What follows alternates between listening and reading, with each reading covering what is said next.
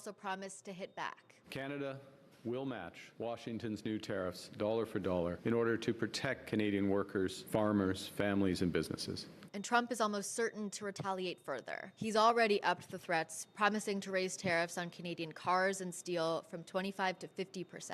Where the tit-for-tat stops is anyone's guess. I think the attitude out there now is going to be, look, this is a relationship that's just broken for the foreseeable future. So if you're a business, do you hold off on hiring? Maybe. Do you hold off on business investment? Probably, until this clears up. Where the tit-for-tat stops is anyone's guess. I think the attitude out there now is going to be, this is a relationship that's just broken for the foreseeable future. Hello everyone, I'm Dwight Drummond. Welcome to CBC News Toronto. Doug Ford says he's trying to turn down the temperature just 2 days after a war of words with Donald Trump. The Premier says he's encouraging Canada and the U.S. to return to the table to reach a trade deal. Queen's Park reporter Sean Jeffers joins us now to break it all down. And Sean, the Premier coming in hot, trading insults with the U.S. President. Calmer today, not as hot. What's behind this change? Holy egghead on this guy. Well, Dwight, as you said, the Premier saying today in a wide-ranging press conference that he is trying to turn the temperature down after that war of words with U.S. President Donald Trump on Monday. Of course, this all comes after the trade negotiations between Canada and the United States fell apart on Friday. On Monday, U.S. President Donald Trump took aim at the Premier personally on social media, insulting him. Ford responded in kind, dishing out his own insults. Now, the Premier did a round of U.S. interviews yesterday where his tone was a lot more subdued, reflected that today in the press conference and spoke about it, telling reporters he's really trying to ensure that things don't escalate beyond the point that they have already reached in this trade war. Let's hear from Premier Doug Ford on that today. He doesn't care if people lose their jobs. He doesn't care if they can't put, food on their table or pay their overhead of rent or mortgages. He doesn't give two hoots. So I'll fight him right to the end. And I thought it'd be best just to simmer down. It was a heated day for both him and I going back and forth. Situation going on. But it looks like he simmered down too. So let's get back to the table.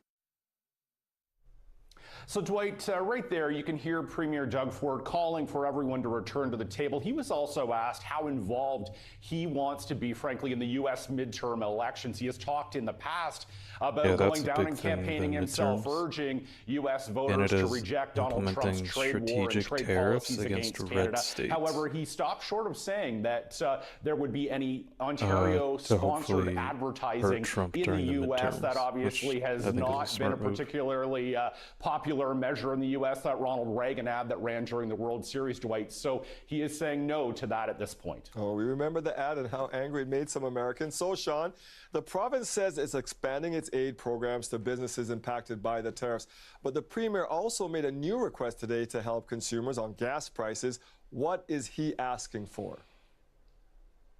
So, Dwight, the Premier is making a request to Prime Minister Mark Carney to permanently eliminate the federal excise tax on gasoline and diesel. Now, the federal government has temporarily done that as a relief measure to consumers, and Premier Doug Ford is asking for that to become permanent, and following in Ontario's footsteps, which did that last summer after a temporary elimination of it, or a temporary cut years before. Let's hear from Premier Doug Ford on that, and some cautions that he has. The question is always who pays for it when you do these tax Prime Minister to eliminate the gas tax permanently. People can't afford it. You see these gas prices; they're getting jacked up nonstop. I think these gas companies are playing games with it. Have you ever noticed this? What ticks me off, folks? You go at night and all mysteriously it drops 10, 15, 20 cents. It's crazy. And guess what? In the morning, they jack it up. So they're screwing us. That's what they're doing. They're playing games. So, Dwight, the Premier again is really trying to turn down the temperature here, asking the U.S., the federal Canadian trade negotiators to get back to the table to negotiate an agreement, saying that he fully supports Prime Minister Mark Carney walking away from the deal that was put on the table on Friday. So, obviously we'll have to see where things go over the course of the week. Yes, we will. Sean Jeffers at Queen's Park. Thank you, Sean.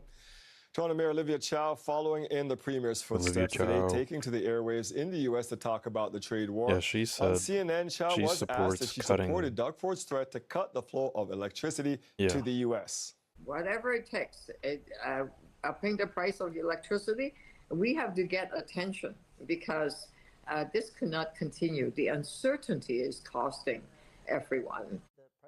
There was also on CBS. The American media blitz comes after Interesting. the federal government It'll yesterday make things announced worse, but I retaliatory tariffs understand that we're against in the a trade U.S. war. Canada will impose tariffs of 15, 25, or Putting 50% energy on a to number of products from the U.S. the starting US, on though. September 8th. Canadians are putting their money where their mouth is in this trade war, and that has Loblaws returning labels on produce which shows the country that produced it.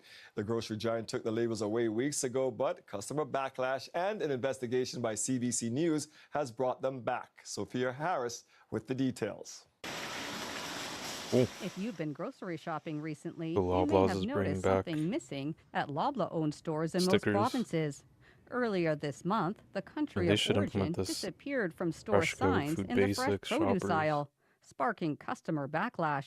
It seems to me like a really un-Canadian thing to do during these times. Carl Mueller says he's one of those elbows-up people. There's an economic attack on us. And as just an ordinary citizen, my only way of fighting back is to support Canadian businesses, to shop local. Good corporate citizens would make labeling easy and obvious during this time. It appears the backlash worked. On Tuesday, Loblaw flip-flopped its decision. They're probably thinking, boy, we picked the wrong week to pull the labeling. This agricultural economist predicted on Monday Loblaw would rethink its decision following the launch of a fresh Canada-U.S. trade war. I suspect they're counting the number of messages and social media blogs they are seeing and phone calls they're getting from customers. After CBC News reached out to Loblaw, they told us they're bringing back the country of origin signage in their fresh produce aisles. We shared the news with Mueller. I think that's wonderful. It just tells you why we need to be shopping Canadian and why we need to exert the purchasing power that we have. Yes, there's still. However, Today is Mueller the says official he won't fully rejoice early until voting he day sees country for the of origin by-elections labels going on in back Hamilton, in his superstore. in Scarborough, Sophia Harris, and in CBC New News, York. Toronto. An We'll 18-year-old cover is that a dead bit after being later. struck by a train near Monarch Park. As Clara Pasica tells us, police say two people were walking on the tracks late last night when the victim was hit. This tragedy took place just meters behind me. Toronto police saying that they were called here Yeah, so at the around elections are going well. I'm 10:20 pretty last sure night. we're going to Reports lose of York. unknown trouble and Polls don't reports look too that good, a but male had been struck polls don't by show the a whole train. story. Toronto police confirmed But it is Scarborough, an it's looking good. 18-year-old male who And has in Hamilton, now it's died. also The looking young really good. man and woman were walking on these These will be tracks, two pretty big and there seats was for a us to get train as well. approaching from one direction and a train approaching from the other direction. They were able to avoid the first train, but the male was then struck by the second train. Now, neighbors tell us that there was a considerable response from emergency personnel, and they actually had to enter through this fence behind me, cutting through the fence But of to course, get there's a also stretcher some probably inside. have shenanigans Certainly, going many on. people that we're speaking to His disturbed by the supporters. incident.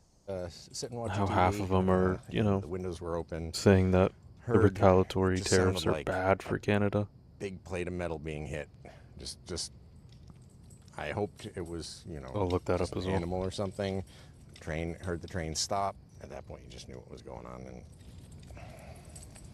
And the whole Staples fiasco. Now, we don't know why amid these the two tariffs, how individuals Doug were Ford out is, walking on the I tracks. think, Some giving, neighbors like, telling us that they have seen $60 holes in the million fence from time to time. that was Another supposed saying to be they've for seen teachers people because school's cross coming back through the as tracks. a sort But of Toronto police certainly way to give using teachers the money to spend it opportunity on to school warn people supplies. never to do that. But they can only Railroad spend tracks that are money dangerous and in active Staples, which is an industrial zones. American-owned company. Every single accident that involves a pedestrian on any type So of railway track both sides of is the entirely argument is that one preventable. is like, we're in the midst of a Trains are tariff much war against faster, the they're U.S. quieter, We should be spending and they do $60 take million some time on to like break. So we are Canadian-owned asking supply everyone chains.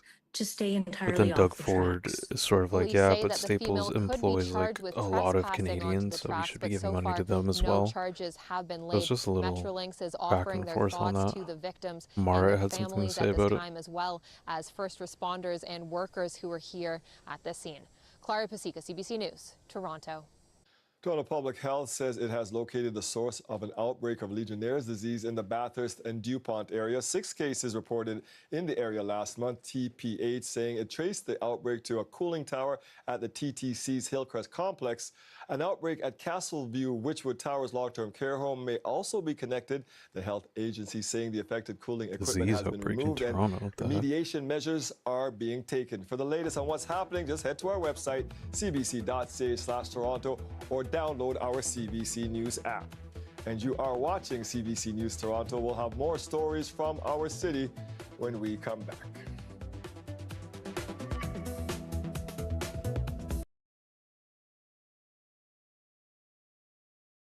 Yeah, Doug Ford made an announcement a few hours ago in Vaughan.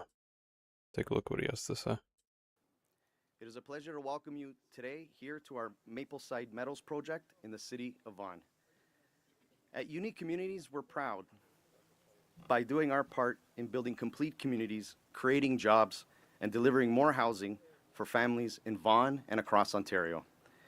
Today, I want to recognize the leadership and collaboration across all 3 levels of government. As a home builder, we see firsthand how initiatives such as HST relief, lower development costs, and major infrastructure investments can help us build more homes and get them to the market faster. But And the just thing as about these importantly, guys, improvements to the last mile connection whole process issue I are have- helping connect homes to the grid faster and more affordably than ever before. the whole issue Together, I have with these guys these measures can help is homeownership sure we're cutting red tape become and more we're giving attainable tax for more incentives and we're families making it across easier for Vaughan and these all of companies to build Ontario. houses, but they're not building Premier affordable Ford, housing. Mayor Del Duca, They're building like $2 our million local like MPP single Stephen family Lecce, homes. and all of our partners across So the it's it federal, doesn't I don't know if provincial, it's actually and helping municipal the housing governments. issue Today, I want to say and giving them more congratulations money and thank you for to your solve the commitment housing to crisis that we're addressing going the through. housing challenge. And now, it is my pleasure to introduce His Worship Stephen Del Duca, the Mayor of the City of Vaughan.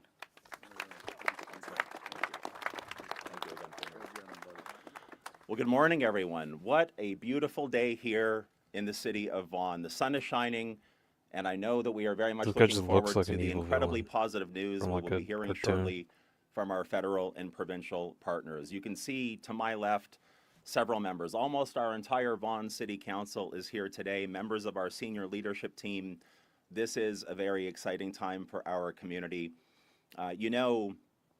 I want to begin by thanking Mike Ferry and the entire team at Unique Communities that are building such a beautiful neighborhood here that in the not too distant future will be home to many families that are looking to start a life or to continue a life here in this particular community. To Unique Communities for their home building expertise, to the Milani Group for their development expertise, I want Again, I just want to know if express these my guys are deep, building heartfelt affordable housing gratitude. or if it's just We are $1 so million fortunate here in the city of family Vaughan houses. to be home to so many extraordinary builders, extraordinary skilled tradespeople like the incredible workers you see standing behind us here today. I don't want to steal anyone's thunder. I'm very excited about hearing the good news that the Premier and our federal friends will be delivering momentarily. But I do want to begin or continue my remarks by acknowledging the individuals that are going to be speaking. From Parliamentary Secretary McKelvey to Minister Sadhu, 2 individuals I've had the chance to know through many, many years, witnessing their extraordinary work at the federal level, representing their respective constituencies, but also representing our country at a very difficult and precarious time. And of course, to our provincial friends and colleagues, our local MPPs here in the city of Vaughan, Minister Lecce, Minister Tobolo, and MPP Smith, 3 extraordinary individuals who are only a phone call away from me, or for me and the rest of our team, whether the issues relate to highways or healthcare or education or anything else that municipalities are responsible for dealing with directly. They are only a phone call away, and they've been extraordinary advocates and champions for the city of Vaughan. Minister Rob Flack, who I've come to know so well these last few years, in his capacity as Minister I do wonder if those guys in the background are being I have to paid. tell you, over the years throughout my own political journey, I've had the honor of serving alongside ministers of municipal affairs and housing. And in my current role as mayor, I've had the chance to work I mean, I doubt with it. various ministers of municipal affairs and housing. I am here today to tell you that Rob Flack is unrivaled in his expertise, his collaborative spirit, and his dedication to helping make sure that communities like the city of Vaughan get shovels in the ground and get housing built and give people that dream of home ownership, which is fundamental to what it means, to my way of thinking, to be both a Canadian and an Ontarian. And I publicly and enthusiastically want to thank Minister Rob Oh, Platt for interesting. his Mark Carney exceptional is going leadership. to attend the State of Union address in And Europe. of course, to Premier Doug Ford, speaking of an individual who is only a phone call away. Now, I know that maybe 4 years ago, people seeing me stand at a podium to praise endlessly Premier Doug Ford might have seemed a little bit peculiar. But I have to tell you, in these last few years, in particular in this capacity as Vaughan's mayor, Premier Doug Ford has been an incredible, incredible friend and ally to our community. He and I do have the opportunity to chat regularly. He is passionate about what we are here today to talk about. And along with Prime Minister Carney, we've seen this week, he is passionate, of course, as a patriotic Canadian, helping to defend our sovereignty in the face of unprecedented Interesting. challenges. I like this Premier about Doug Ford, mayors, I how they're want to not say to left you, or thank you right. for your friendship, thank you for your support, and thank you for always putting the people of Ontario right at the Like, top you'll never of your hear Doug priority Ford list in say every this. regard. Thank you so much, Premier.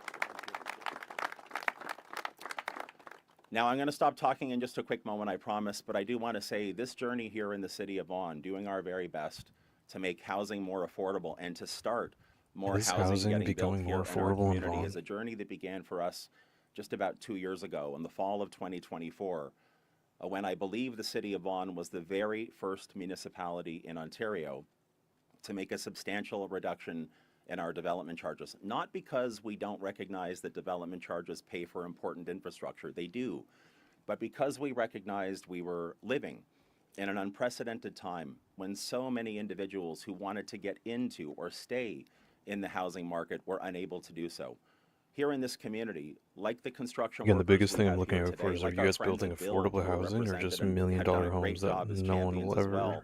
well, We none of are, I us like will to ever be say, able to we are buy? like right at the epicenter of the home building, construction, and land development industry. This is important to me and to our council and to our community because it helps get people, families, into housing. It's also important because of the jobs that people get to Interesting. go to work, whether it's tradespeople or the rest that work. So, Vaughan has created 2,750 housing units, but their goal of hitting 354 affordable housing units hasn't been met. They haven't made a single unit of affordable housing.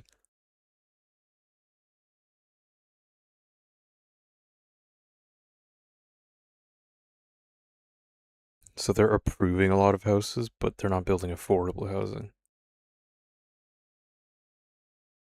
There's zero progress towards its affordable housing target. So I wouldn't be surprised if Vaughan is in a place where like the citizens don't actually feel the effects In the home of building, these houses being land built. development, and construction ecosystem. That's what we recognized just about 2 years ago. And I know there were skeptics. There were skeptics here locally that said cutting development charges would be risky. There were skeptics in other municipalities who suggested that what we were doing was the wrong thing. But this council and this community with our staff had the courage to take the calculated risk to be able to continue to invest in infrastructure and at the same time do everything we could do within our jurisdiction to make that dream of home ownership just a little bit more affordable. We took that calculated risk, that leap of faith, and today I am so thrilled to be here with my council colleagues and so many from across our community to hear the good news about our federal and provincial partners stepping up to help support the leadership, that calculated risk, that leap of faith that we took 2 years ago with what we believe will be very, very good news today. To the people of our city, to the people of Vaughan, I just want to remind every one of you, we said 2 years ago when we reduced development charges substantially, we said that we would do it without risking our infrastructure plan, without risking our services, and without putting an undue burden on them in terms of property taxes. I'm here 2 years later to tell you, here in the city of Vaughan, we have done all three. No property tax increase at the local level in 2026, no service cuts, and no slowing down on the infrastructure plan that our residents hold so dear.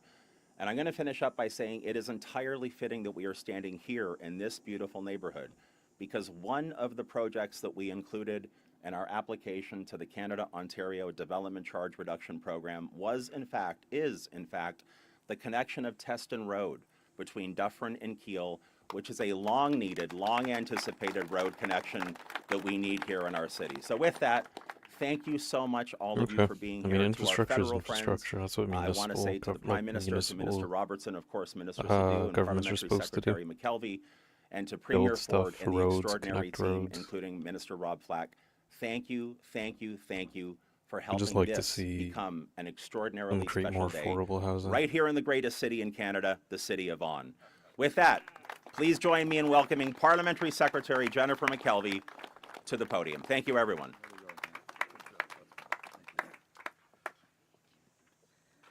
Well, good morning. It's an absolute delight to be here with you today in Vaughan. Thank you very much to Your Worship for the kind introduction, and it is so great to be here alongside Premier Ford and my colleague who works very hard for you in Ottawa, the Minister of Trade, Sadu. Today's announcement is about much more than funding for the community of Vaughan.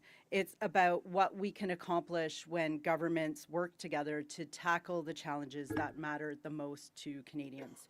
Building a strong Canada starts with building strong communities. Across the country, Canadians are looking for reliable infrastructure, affordable housing, and economic opportunities that help communities thrive. At a time when communities across Canada are facing rising costs to maintain, improve, and expand essential infrastructure, all levels of government must work together to ensure communities have the tools they need to grow and prosper. Today's investment through the Ontario Development Charge Reduction Program will help strengthen infrastructure in Vaughan. Through this federal-provincial partnership, federal investments through the Build Community Strong Fund will support infrastructure projects that serve Canadians and strengthen communities from coast to coast to coast. Launched earlier this year, the Build Community Strong Fund is providing $51 billion over 10 years, starting this fiscal year, as well as $3 billion per year ongoing. This fund supports important community infrastructure, such as hospitals and health facilities, roads and bridges, water and wastewater systems, public transit networks, and recreational and cultural facilities that enhance the quality of life for Canadians. We know that investing in infrastructure helps support economic growth, strengthens communities, creates opportunities, and helps support housing development by ensuring communities have the capacity they need to grow. And working in partnership with the provinces and the territories is a key part of that effort. What we are announcing today builds on our strong collaboration with the province of Ontario, including our work to reduce the cost of housing. Yeah, just my biggest skepticism is just Doug Ford is so scandal-ridden. Our government is also working hard to accelerate the pace of home building with Build Canada Homes, with projects underway across the country. But the message today is simple. When Canada, Ontario, and municipalities work together, we can get more done. We can build the infrastructure that communities need, we can accelerate housing construction, we can support workers and Canadian businesses, and we can create the conditions that are needed for long-term economic growth. Today, Vaughan is showing what that partnership can achieve, and the Government of Canada will continue working with Ontario. The Parliamentary Secretary. Thank you, Jennifer, for that warm welcome as the Member of Parliament for Ajax. I can't lie, I don't really care about any of these people talking. Recently led us goal for which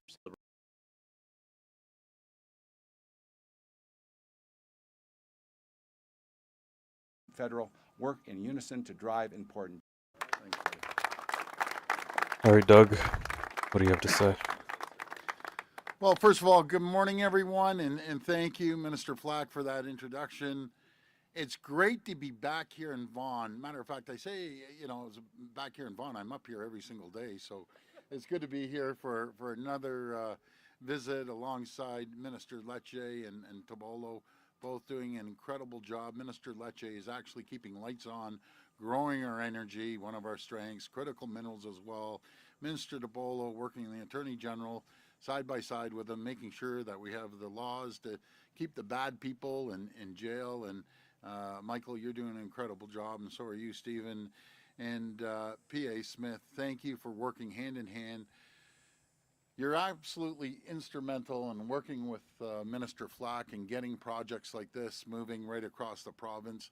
And I've never seen anyone show up to more events than Parliamentary Assistant Smith, doing an incredible job. Minister Sadu, thank you for your partnership and contributing towards our growth of our province and right across the country, along with Parliamentary Secretary McKelvey. You're both working your backs off. I appreciate the collaboration. It's funny because you're not And working. now, Mayor Del Duca, my absolute champion. Complimenting all these people doing great jobs. Doug, get back we're going to... back a couple of years, when everyone else was saying, don't do Like, let's go back to work. Let's pass some bills to help he was people. getting pressure. Who led the way? It was Mayor Del Duca. He was leading the way out of 444 municipalities, taking heat from some other people. But guess what? Because of your leadership, Mayor Del Duca, everyone followed. Every single municipality has followed. That's the difference. And I know Mayor Del Duca couldn't do it without his great council, so thank you. Nothing moves without council and the mayor working together. So I'm very grateful for the council and Mayor Del Duca. We'll get to that check in a minute. I appreciate your leadership. I appreciate your friendship, and I appreciate the cannolis that you bring over on Saturdays and Sundays. And that big check's going to buy one heck of an amount of cannolis, I'll tell you that. I want to thank Mike and the entire team at What do you mean by that, Doug? But I want to thank These big checks are going to help buy a bunch of cannoli. Thank you. Folks, this wouldn't even happen if it Got my wasn't for the suspicious great face on. tradespeople here.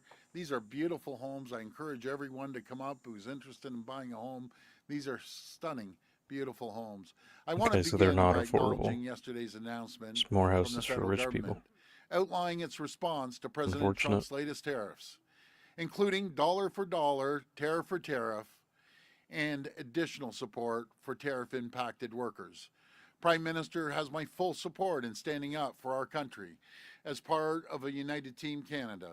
And I encourage him to keep working with us and go even further to protect workers and businesses who are being hit by tariffs, including by directing any revenues from counter tariffs to impacted sectors. Ironic, Paul Polyev does not agree. Polyev is literally saying, basically, that it was a dumb idea to go band for band with the US. Interesting. So Doug Ford and Polyev completely disagree. This is one of the rare times where I agree with Doug Ford. I'll have to give it to him.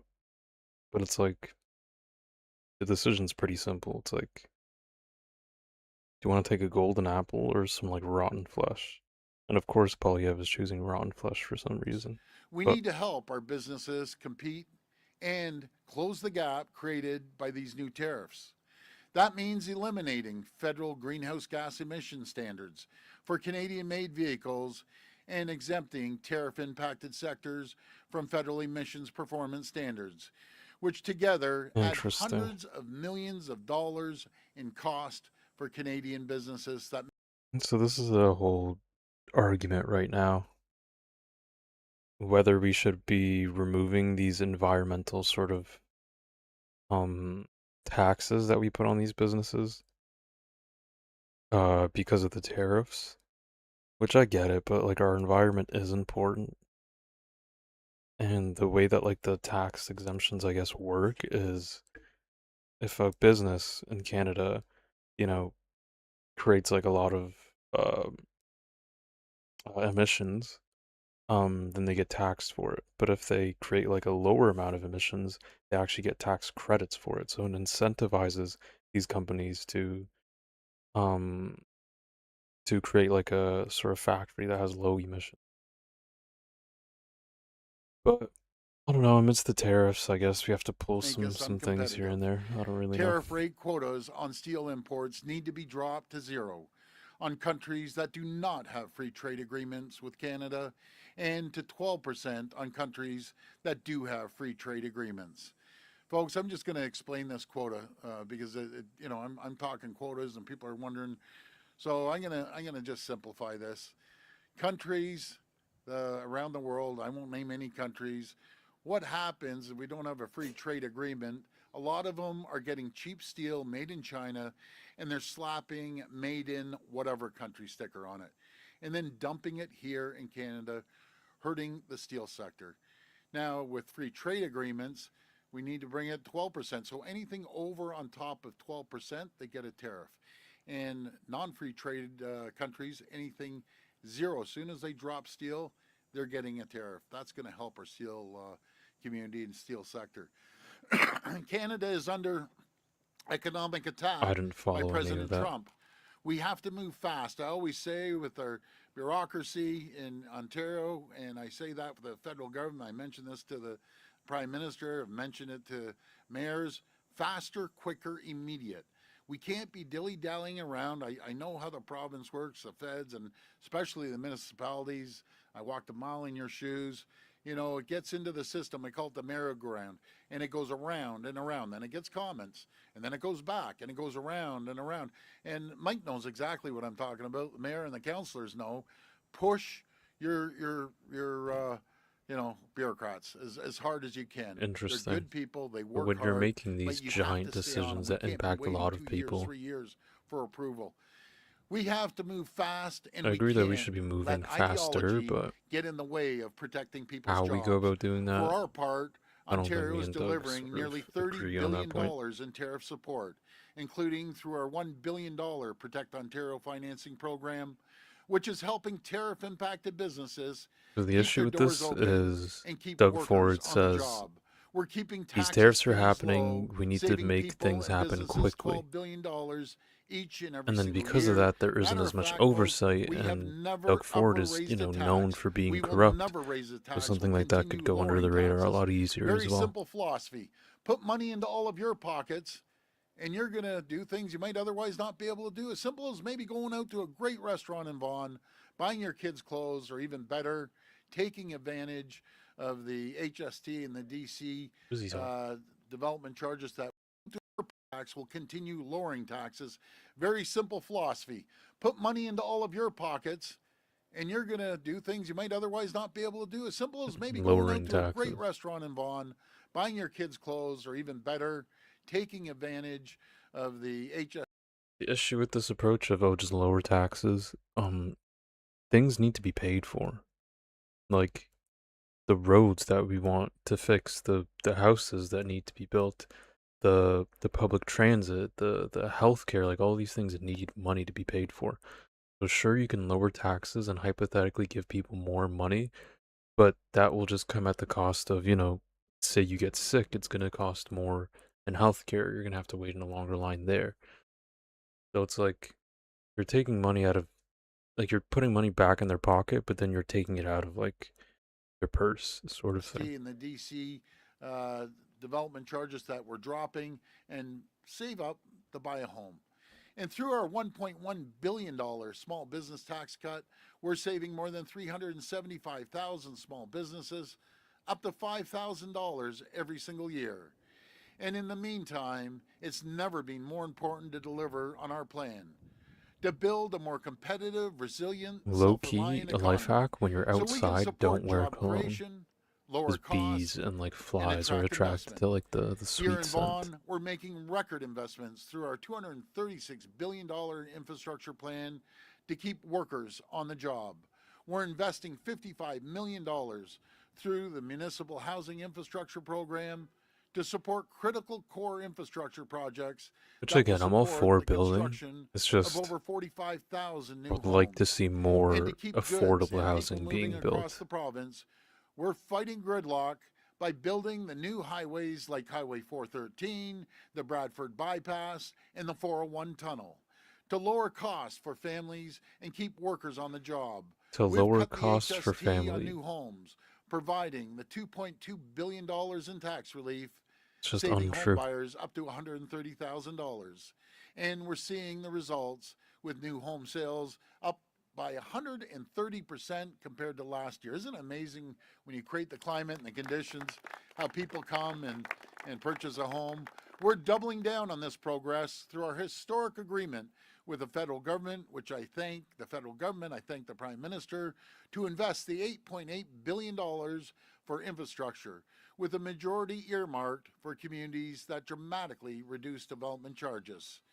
And tell President Trump I'll call him back that phone. Okay, in partnership with the federal government, Good one, today Doug. we're awarding the city of Vaughan up to $697.2 million Okay, he's just through the throwing out Development numbers. Charge Reduction Program in recognition of its ambitious and important decision to cut development charges on new homes. This funding will go towards new infrastructure projects across the city, making it easier for Vaughan to continue building new homes and lowering costs for families. The city's cut to development charges, It's along like with investments in housing enabling infrastructure, what he the just city said. for Vaughan to continue building new homes and lowering costs for families. Continuing to build homes is one thing, but lowering costs is another. This doesn't actively lower costs. Sure, the idea is you build these houses, there are more houses in the market, so prices go down, but that doesn't mean that that's going to happen. You're creating a bunch of $1 million homes. You know, it doesn't magically make homes cheaper. So it's a little The city's misleading to cut say that he's making development prices charges, cheaper. along with investments in housing enabling infrastructure, will support the construction of over 120,000 new homes and lower the cost of building these new homes by up to $100,000 when combined with the expanded relief on the HST and eligible new homes. That means we're saving home buyers in Vaughan up to $230,000 off the cost of a new home. It's incredible. $230,000. Folks, there's never been a better time to buy a home than it is today.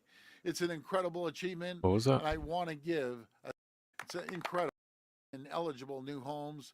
That means we're saving home buyers in Vaughan up to $230,000 off the cost of a new home. It's incredible. Again, so that's very misleading. It's not actually $200,000 cheaper for the person buying the home. It's that much cheaper for the person to build the home.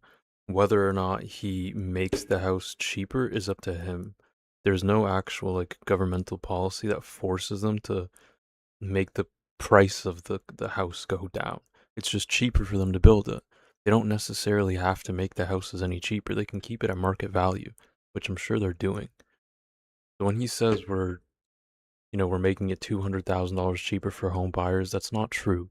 You're making it cheaper for people to build houses, and they don't really have the incentive to make it cheaper. $30,000. Folks, there's never been a better time to buy a home than it is today. It's an incredible achievement, and I want to give a special shout out again to Mayor Del Duca. Folks, remember, he's leading the way. And I got to give a shout out to the people of Vaughan. Mayor Del Duca needs to get reelected. The councilors need to get reelected. He has done more for Vaughan and with the council's support than anyone in the history of Vaughan. He is being a provincial leader when it comes to cutting development charges and red tape that make home builders more expensive. And I want to encourage other municipality leaders to see the success he's having here in Vaughan and follow his example. Ontario will continue working with our federal and municipal partners to support our workers, lower costs, and keep the dream of home ownership within reach for hardworking families in every corner of our province. I know that But you do that by workers and creating families are affordable worried housing, not by about creating how $1 million tariffs will homes. rise costs and impact their jobs. That's why this announcement is so important. It is delivering on our plan to build a more competitive and resilient economy. It's helping keep thousands of construction workers on the job, and it's saving families hundreds of thousands of dollars, and it's showing what Team Canada can do when we all work together. Thank you, and may God bless the people of Ontario. Thank you. Look forward We will now to take questions. There could be that. other opportunities for question, Premier, about comments you made on Saturday about you didn't like the deal you saw Wednesday, By Friday, though, you had told the Prime Minister that you were not going to support it. You were not going to put U.S. booze back at the LCBO. We didn't hear about the deal, the talks collapsing, till later Friday, and the Prime Minister has given us other reasons. Is it wrong for me to draw the logical conclusion that, in fact, the person who vetoed this deal was Doug Ford? Well, at the end of the day, the Prime Minister is the person in charge. I work very well with him. I have a great deal of respect for the Prime Minister. Good and just question. Compared to the last Prime Minister, night and day. He's doing a great job. He's a fighter. He's standing up to President Trump. And again, at the end of the day, it's his choice. And he made the right choice. He made the right choice because the Prime Minister reaches out to the CEOs of, for instance, Dofasco, the auto sector, and he's hearing it from the sector themselves. And he was hearing it from myself. But that's not the only reason. Try to make a deal with Howard Lutnick and President Trump. You know, they kept moving the goalpost on the Prime Minister, and he did the right thing. And he has overwhelming support across the country. So he made the right decision at the end of the day, and I appreciate that decision. He does have overwhelming support, but the people that don't support him are Paul Poilievre and his supporters, just saying. Because we're going to fight like we've never fought before against President Trump. We're going to create the climate and conditions in collaboration with municipalities in the country and the federal government to attract more investment, which we've seen over $230 billion of investment. We led North America because we've worked with the municipalities, federal government, and provincial government in job creation. 52,000 jobs last month, 120,000 new full-time jobs over 4 months. We hammered the U.S. as their unemployment. Okay, but unemployment is still the highest it's ever been in Ontario right now under Doug Ford. So we're going to continue working together and make sure we have a strong country, strong municipalities, and a strong province. Premier Ford, Alex Tabo with MS Now. In the past, you've threatened yet stronger retaliation against the U.S., including curtailing the export of electricity from Ontario to the U.S. Would you still go that far? I would. Everything's on the table, but I can't do it alone. You know, I'm not the only province that ships electricity down to the U.S. But he agrees with Olivia We need Chow. a Team Canada approach. And I'd be happy within the provinces to lead that approach. If this escalates and we can't get back to the table and he keeps coming after us, all options are on the table, in my opinion. But I can't do it alone. We have other provinces that send electricity down to the U.S. We all have to be on the same page. And a follow-up, we know literally why we're in this trade war right now, but I guess more philosophically, what are the undercurrents that have brought us to this moment? President Trump, simple as that. You have a president, unlike What a President weird Reagan, question. that didn't believe in tariffs, but we're an economic powerhouse.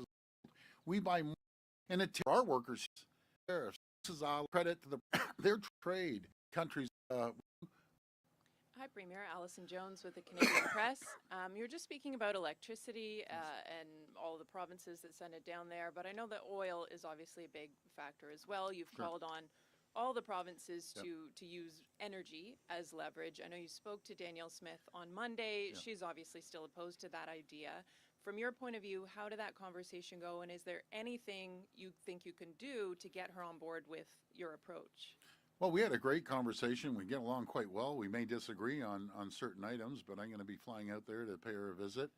You know, this is why we need, you know, the pipeline. We've needed this for God, 50 years going from west to over to east. And we're going to work on that. We're going to work collaboratively with Alberta and Premier Wab Kinew. We have to get his approval, and Scott Moe, and everyone has to work together. I'm confident that's going to happen. But Premier Smith came up with some great ideas.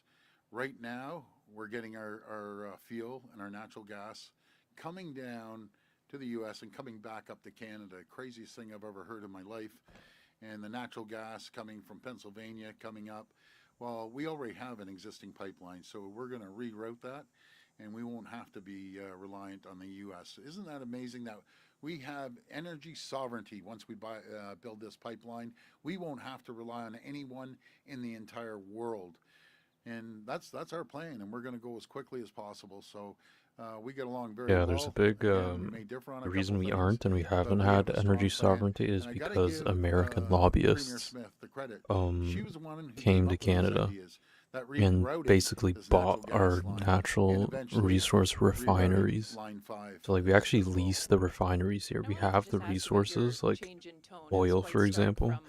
The U.S. companies own the refineries, and like we have to pay them a cut. Have a call at all with the Prime Minister? Did he ask you to tone down the loser talk? I had a call, but he never said that at all. He knows I have his back.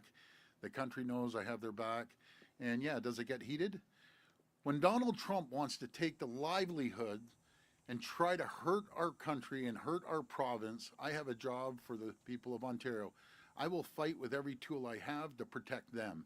He doesn't care if people lose their jobs. He doesn't care if they can't put, food on their table or pay their overhead of rent or mortgages. He doesn't give two hoots. So I'll fight him right to the end. And I thought it'd be best just to simmer down. It was a heated day for both him and I going back and forth, but it looks like he simmered down too. So let's get back to the table. This is what happens when you're under attack by someone like President Trump. So I think it's better. Let's get the Prime Minister back at the table. Let's get Dominic LeBlanc back at the table and see if they want to make a deal, because that's our ultimate goal, is to have a fair deal for both countries. I doubt Trump is ever going to give Canada a fair deal. I'm pretty sure our only hope is to wait for the midterms.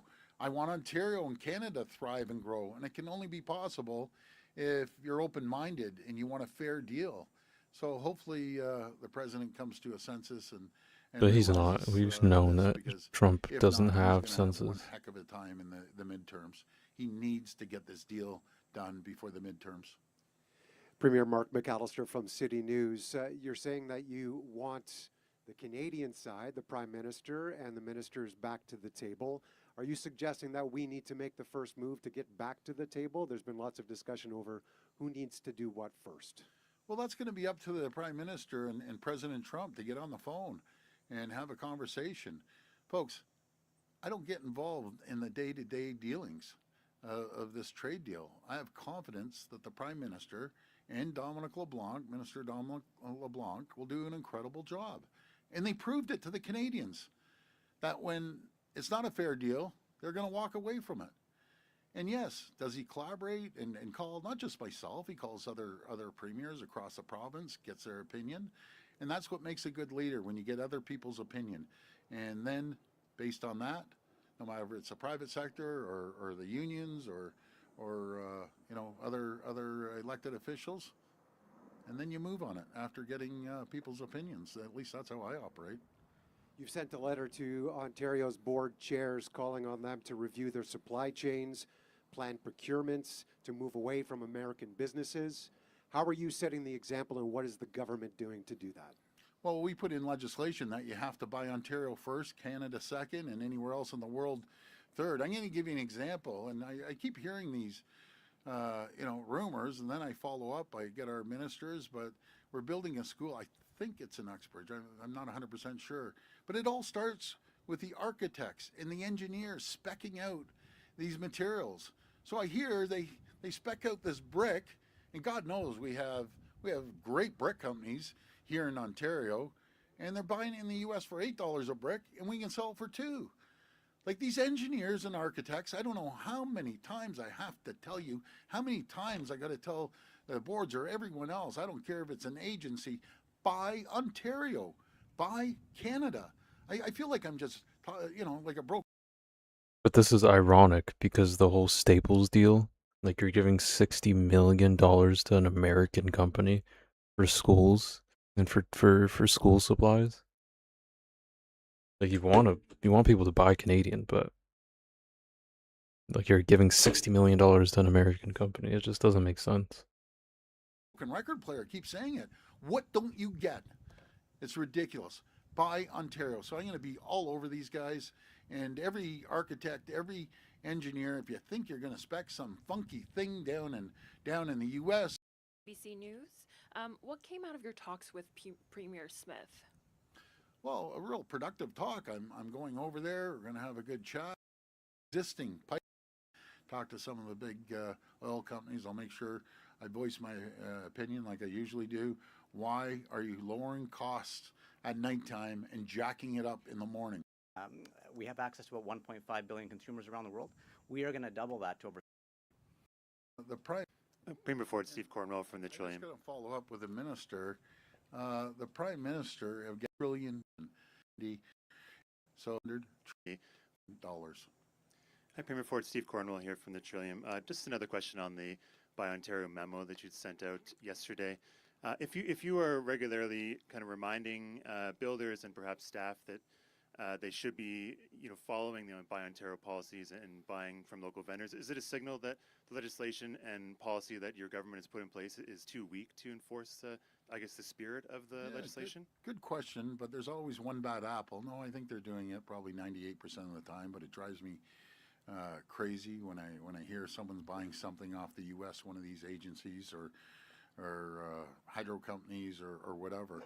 Like it's just common sense. Like we're in a war, you protect your country, you protect your province. It's amazing how I have to chase these people down. It's staggering. They shouldn't even be working if they can't follow the if I can use this patriotic rules. When you're at war, you protect your own. You protect your own backyard. You don't go down to the U.S. and buy a product. There's nothing we can't make here in Ontario or across the country. But again, so why are you cutting taxes for these giant American companies to build stuff in Canada? It's like what he says and what he actually does is very, very different. So basically just another warning shot, but we're onto these folks like you've never seen before. Suppliers out there, keep calling us. Suppliers are the and just going sideways, give us a ring and we'll hunt it down and hold them accountable. And just a question, you mentioned the U.S. midterms. You've taken your message to American voters quite frequently in recent days. Monday you implored for American voters not to vote for someone who's going to take their job away. That's right. And you also said something to the effect of you're hoping Democrats can get their act together. At this stage, can you rule out running Government of Ontario ads in the U.S. ahead of the November midterms? Yeah, no, we aren't going to run ads as far as I'm concerned right now. I want to, but I don't want to heighten this fight at all. We need to get back at the table. We got to simmer things down, and I just hope that the Dems get their act together. That's what I'm saying. They've never seen this in the U.S. Their party's being split. They've gone socialist communists on one side, and regular Democrats, hardworking, smart, pragmatic Democrats, are being under attack by their own party right now. Interesting. That's actually pretty scary. Having Interesting. Socialist and communists running for the Democratic Party. Start your own party. Let the Dems. Let's go back to the Bill Clinton days that they worked together with the Republicans and really had the country booming. That's what we need. Hi, Premier Siobhan Interesting. So that's Doug Ford's political stance. Well, it makes sense. He's a rich guy who was born rich, siding with the Democratic apparatus, I guess, in the U.S. Who very often do not care about everyday people and are often lobbied by these giant corporations. Interesting. I mean, I never expected him to be a fan of socialism. But interesting. That's his political stance. Very, very interesting. PTV News. Hi, You talked yesterday in your interviews about your I confidence take it he's that not a a fan deal of can be Zoran. reached, but today you were talking about the problems that people like Howard Lutnick and other members of the administration present. So I'm just wondering where that confidence comes from. I'm just confident eventually there's a line that's drawn in the sand, and they cross that line. Well said. My final question is off topic, but are you going to speak to Ontarians about the tripling of the cost of the Ontario line and explain how that happened? Yeah, well, something through the pandemic, costs were going up, labor was going up, cost of raw materials were going up. Do you think I'm happy? No, I'm not happy about that. We ended up replacing the CEO of Metrolinx We put a very, very smart individual in there that's reining cost in and oversight. But we're going to make sure that moving forward, everything is on time, on budget. It's like the Eglinton West Line, on time, on budget. Actually, it's 5 weeks ahead of time, and we're moving a lot quicker. But we're doing the largest expansion of transit with the support of municipalities, with the support of our federal government. Think of this, we're spending $80 billion on expanding transit, the largest subway expansion and the largest expansion of GO. But again, the question is whether or not we're actually doing it. If it's costing 3 times as much, if it's taking like, twice as long to create, if it comes out that you're colluding with, the people building it and you're giving these like backroom deals to the, unqualified people to build it, which is causing it to be more expensive. It's like, the idea isn't bad, it's just the way you're executing it is quite corrupt. Anyways, early voting for the elections are today. Scarborough and Hamilton and York. NDP looks to be in the lead by a substantial amount in Scarborough Southwest, which is an important riding to win. And then Hamilton's in the lead as well, but not by as much.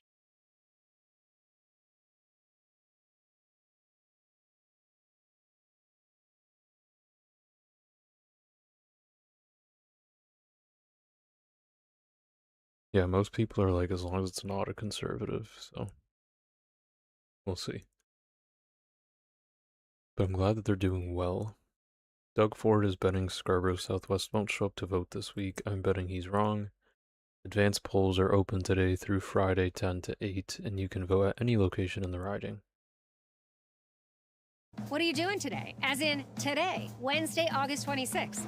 I need you to help me win a bet. You have until 8 p.m. today, Thursday, and Friday to get your vote in at the advanced polls. And Doug Ford is betting that you won't. He's playing a very cynical game, putting the advance voting on weekdays when they usually fall on weekends. It's always on a weekend. Not this time. Ford's betting that low voter turnout will break in his favor. And let's be real, if you're seeing this in your feed, it's you he's afraid of. I'm betting that you will get out and vote for this phenomenal candidate, Fatima Chaban. 10 a.m. to 8 p.m. today. Locations in the description. I'm betting on you. Let's go. Awesome. Turn Scarborough Southwest to go Hey, out Scarborough, and vote. what are you doing? Awesome sauce.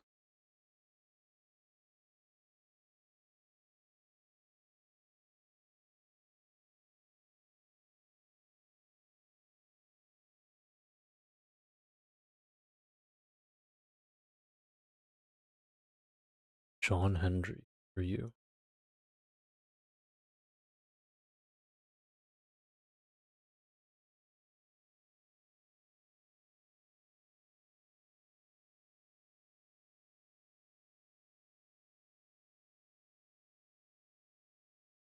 Oh, this is probably just some mega.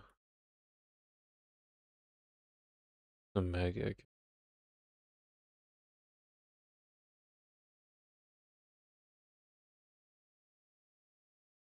I support mass deportation. Ow. Yeah, it's the same sort of right-wing botting account. Can't take him seriously.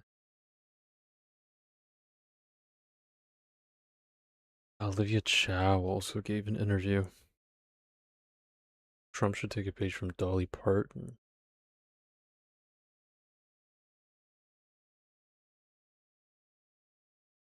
Let's talk about where things stand and where things are going. Joining me right now is the mayor of Toronto, Olivia Chow. Mayor, thank you for being here. The Prime Minister, well, the Canadian government laid out the response yesterday. Doubling of tariffs on American steel and aluminum to 50% is the most significant. Do you think this tit-for-tat, dollar-for-dollar approach is the right one? No other choice. Well, until President Trump's attack for generations, our close relationships created prosperity for all of us. So I truly don't understand why President Trump is bound and determined to raise price for everyone, both sides of the border. So it's going to hurt, it's going to be painful, but we have to respond. We have to defend and protect ourselves. And look, we are best partners, we're best neighbors. My brother, my cousins are all Americans.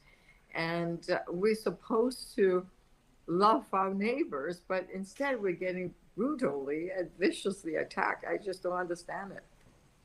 Doug Ford, the Premier of Ontario, has come out very hard against the President of the United States here. The Wall Street Journal had a whole profile on him this morning and writes that he's clearly getting under the skin of the President and the White House, but also writes this, Ford, his unpredictability complicates Prime Minister Mark Carney's negotiating stance, but he also provides a useful foil, a kind of bad cop for which Carney can offer his more measured good cop approach. Do you think Doug Ford's approach complicates things for the Prime Minister in negotiating? I want to read that article. Well, that's a very good question. Look, this uncertainty is costing us, it's costing everyone. And when the price goes up, no one. Let's see what the Wall Street Journal has to say about Doug Ford. The Canadian bad cop on the front lines of the U.S. trade war. After trade talks collapsed and the U.S. imposed new tariffs, Ontario Premier urged his country to take a hard line, but the U.S. President Trump said he was a dictator, true, a loser, and the king of bankruptcies, and that he could kiss my ass. These are all very true. How angry was he on a scale of 1 to 100? 110, he told the Wall Street Journal. It was classic Ford. Blunt, critics say, a bit reckless. A day later, on Tuesday, Ford adopted a more conciliatory tone after Trump mocked him on social media as the less charismatic, intelligent, and overall unimpressive brother of the late great Rob Ford. The former mayor of Toronto, whose term was rocked by a substance abuse scandal, Trump threatened to, With a mix of bravado and bluster, he seems able to get under the skin of Trump and his closest aides, like few other provincial leaders. True, I will give Doug Ford credit on this. This is true. I wish we had more of this. His unpredictability complicates Prime Minister Mark Carney's negotiation stance. You cannot imagine Mark Carney saying to Donald Trump, kiss my ass. It's unimaginable, but Ford can say it. And I think many people in Canada like this, but others are concerned this might be going too far. Oh, come on. Too far. We're literally going up against, like, Darth Vader, bro.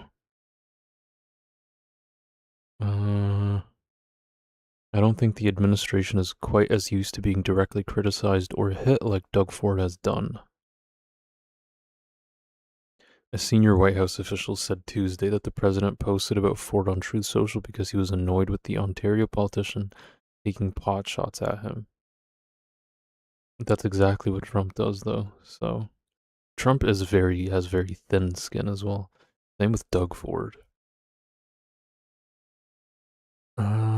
Canada's premiers don't have a formal role in trade negotiations, but they do have influence. Ontario is Canada's most populous province in the heart of its manufacturing industry. Yeah, it's been among the hardest hit. Hundreds of thousands of jobs are on the line. Shortly after Trump's election in 2024, Canada negotiated a trade deal without Mexico, citing concerns about Chinese firms using Mexico as a backdoor to the U.S. market.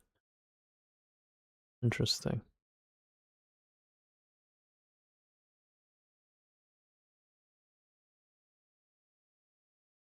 Ford has backed Canada's provincial bans on U.S. alcohol and government-run liquor stores imposed after Trump levied tariffs on Canada. Ford was uncharacteristically quiet in the public after the Canadian government. I can't go to Dofasco and look a steel worker in the eyes knowing that if we took this deal, he wouldn't have a job in a couple of years.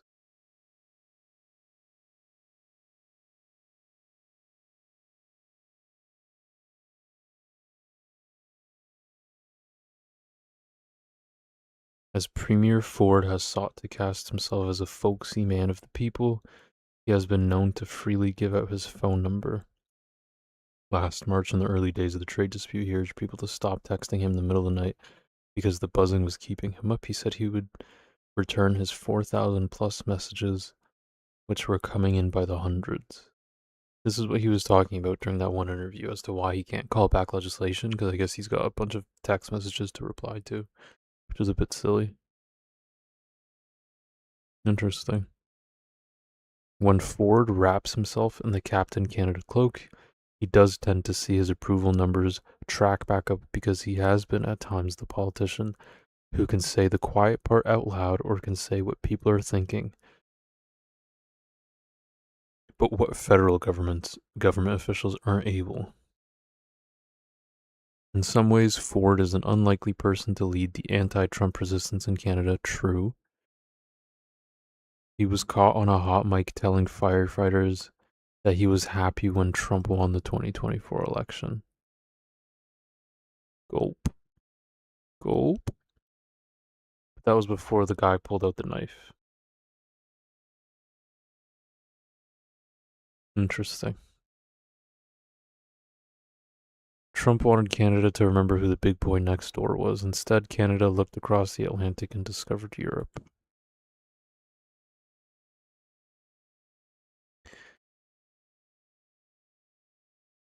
Canada is now the first non-European country inside the EU's $150 billion defense procurement program.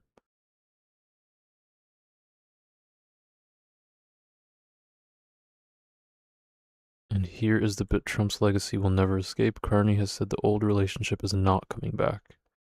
Imagine explaining this in 20 years. You had one of the richest, friendliest countries on earth sitting literally next door. It bought your products, shared your continent, fought beside you, and trusted you. What happened? Well, we threatened it with tariffs, and Canada went to Europe. Yeah.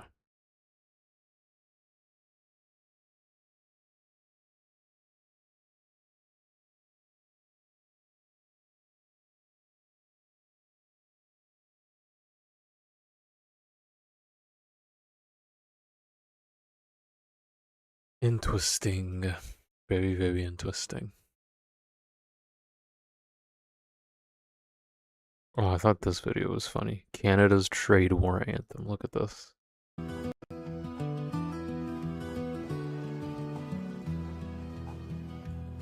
Our neighbor declared a trade war over lumber and steel and a whole lot more. Tariffs came signed by an orange hand, trying to take whatever they can. They thought we'd fold without a fight, just carry on and stay polite. Instead we rally side by side, the Canadian resistance comes alive. Oh, we're gonna trade war, marching on while the bagpipes roar. What is this? Why am I watching this? Why can't I stop watching though?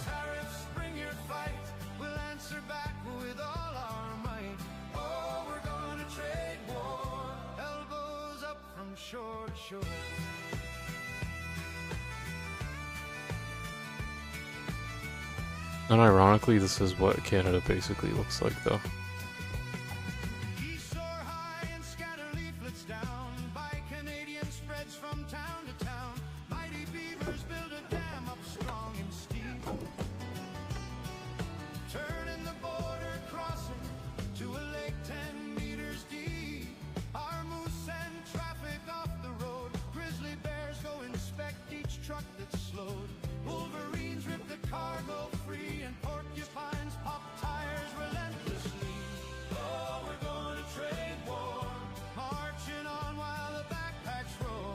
I wonder how much water it took to create this.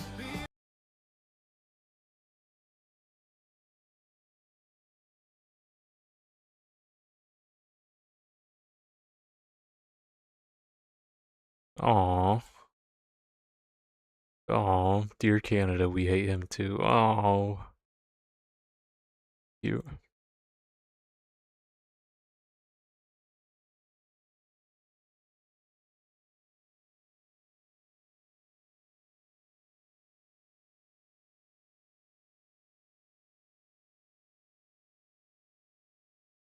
The North does not bend the knee. Oh my. You got Mark Carney ex Game of Thrones before GTA 6 dropped. That's crazy. We the North. What is this? Nearly every other country that does trade with the U.S. Has not instituted counter tariffs. Canada has announced it's going to do so again 2 weeks today, in fact. When we look at where the products are that they're targeting, where they come from, they are very often and quite dominantly from states that are in play in the upcoming midterm elections, where the Republicans are at risk, for instance, of losing a Senate seat. That strategy, what does that tell you? That's a rather clever strategy, actually, and it's rather similar to what the Chinese have done, and when they've sort of engaged in kind of trade disputes with the Americans, is they target those particular industries that they know are politically vulnerable, and it may have an impact. I mean, these are very tight Senate races in places like Maine, in Michigan, in Alaska, in Iowa. The key core constituencies of the Republican Party are suffering there, and it may well help to tip the balance, particularly because within the United States, Canada still enjoys a very strong approval rating, considerably stronger than the US president does. So in this particular fight, and if the Canadian government, in its sort of media strategy, continues to signal we don't have a bone to pick with America, we have a bone to pick with the American president, I think is going to win a lot of sympathy. Yeah, I agree.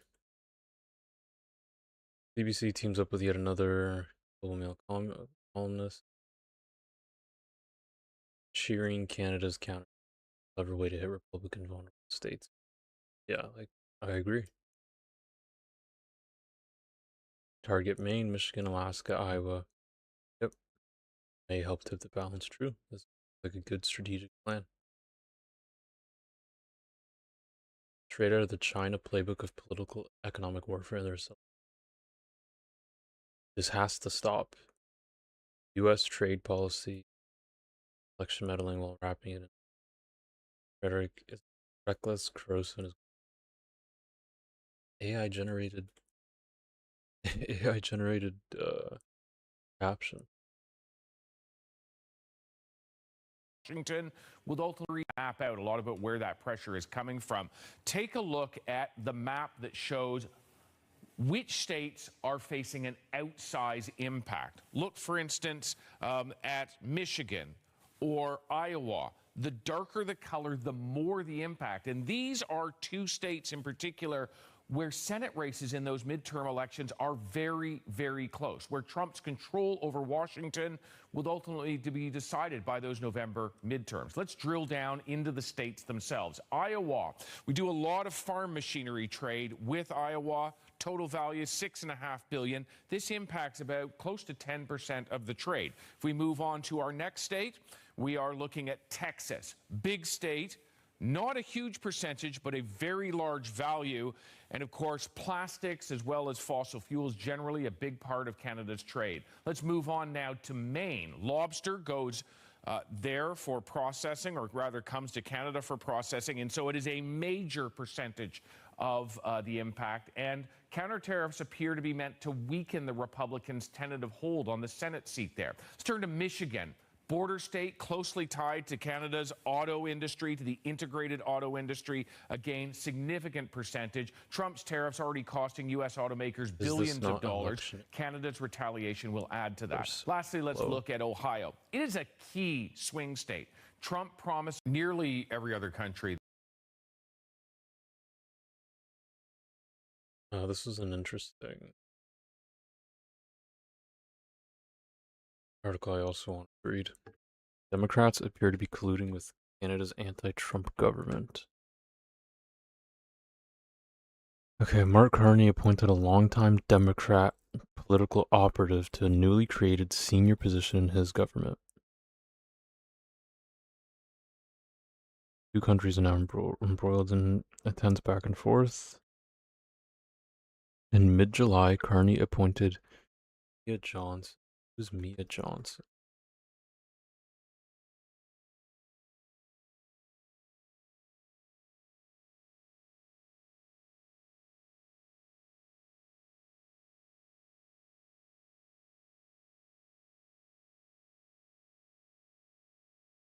So she helped in Donnie's campaign in New York. What makes the arrangement unusual is an American citizen is forbidden from top secret security clearance. As Carney's top deputy, it is unclear what access Johnson receives. No official announcement of the hire. Johnson's professional history is lined with connections to Democrats. In 2016, she was listed as director of scheduling for Hillary Clinton's presidential campaign. In 2020, she worked for Michael Bloomberg's political consulting firm. Unclear if she worked for Biden Harris campaign.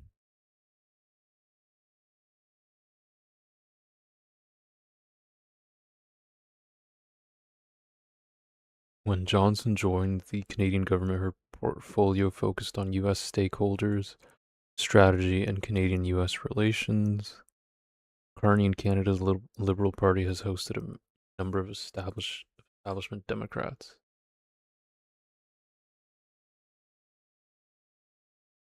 President Barack Obama gave a speech at the Canada 2020 Gala,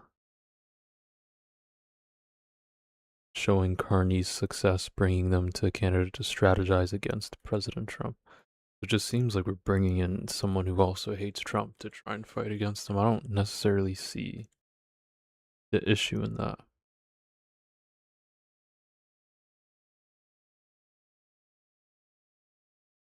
Hillary Clinton was a featured speaker at Canada 2020 conference.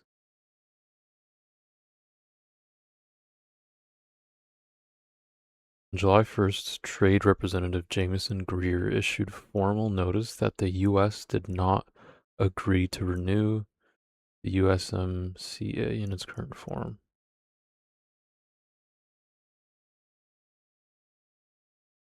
We cannot accept what they've offered, and we will not give what they've asked for.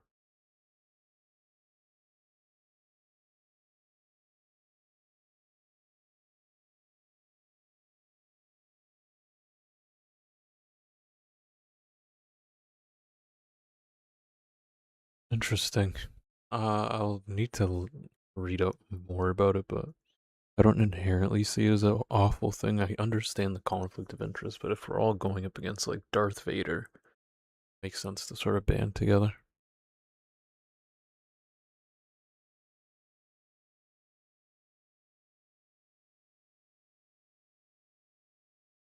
Okay, that's the whole Freedom Convoy stuff.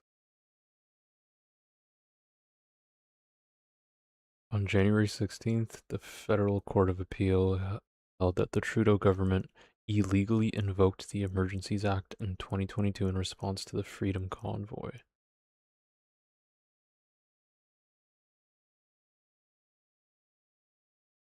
Yeah, the Freedom Convoy was the dumbest, like, American PSYOP, right-wing botted accounts thing ever.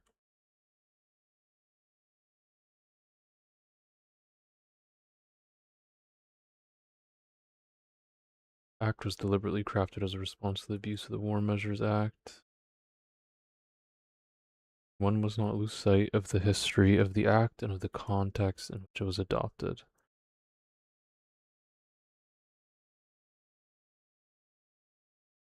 Trudeau government invoked the Emergencies Act in response to noisy and disruptive protests in Ottawa and blockades at several border crossings.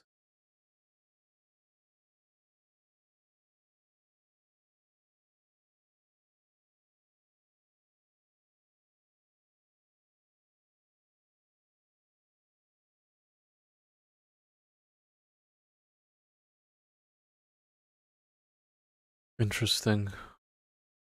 Oh. Freedom convoys. Really, really.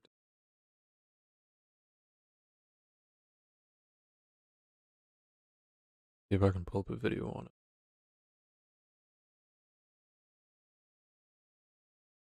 The Canadian Freedom Truckers have kept on trucking for freedom. Why does the legacy media want to convey them so negatively and smear them? Hello there, you 4.8 million awakening wonders. Glory be unto thee as we continue to stride away from the deception and treachery and into the mighty light of what's right and who we truly are. Now, this Canadian Freedom Convoy, people don't like talking about it, do they? And they also like misrepresenting it. Even I talked about it. I've done a video this week. If you watched it, I'll throw to it at the end, you know. And when it was talked about on Twitter, people just took the YouTube short and used that and right wing, anti-vax, all that kind of stuff. You know how this stuff goes now, right?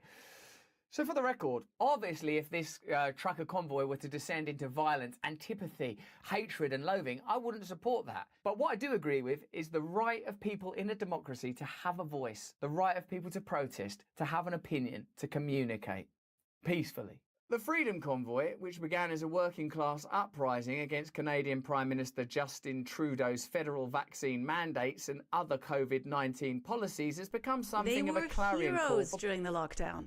Then, overnight, they became criminals. The Freedom Convoy was more than a protest. For many, it was a psychological jailbreak.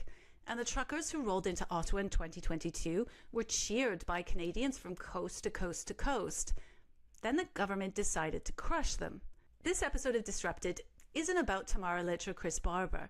It's about the forgotten individuals, people like Guy Meister or Robert Donnell.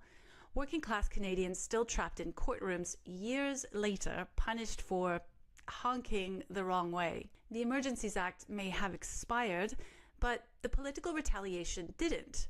My guest is journalist and author Donna Laframboise, and her new book, Thank You Truckers, captures the movement as it really was. It wasn't the threat to democracy that journalists and politicians would have you believe. It was a celebration of freedom, of national unity. Like Donna says, the real extremists weren't in the trucks, they were in office. I'm Melanie Bennett. This is Disrupted.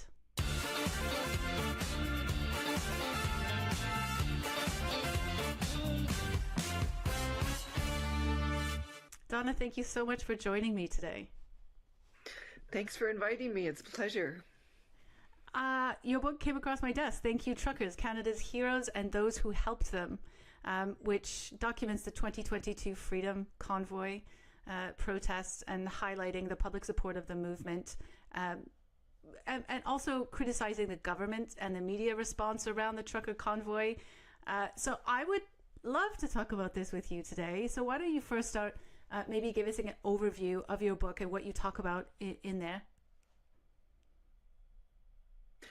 Thank you. I'd love to. So this is the only book so far that documents ordinary people's stories. So there have been some really fabulous books written about the convoy up to this point, and they've either been this big